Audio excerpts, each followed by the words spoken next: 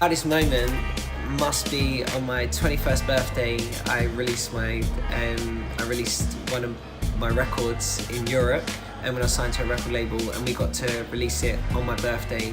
And the release date was when we did a huge concert in Germany, and at the time my family flew over to watch it. So I had my family there. There was thousands and thousands of people in the crowd while I was on stage singing, and also there was a lot of my friends that were dancers dancing for other artists at the same concert.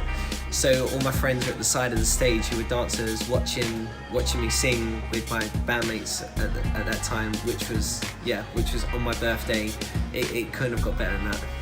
Proudest moment, I say, was probably booking my first tour with an American artist. The only reason why I say that was because I was in the right place at the right time, and I just felt like at that time certain doors were getting shut in my face, and I think being in the right place at the right time gave me a sense of just understanding and just kind of relit my passion for dance, because I was a bit low on confidence. I think me booking my first job and who it was for and the process really helped me to kind of just enhance myself more as a dancer, mentally and physically.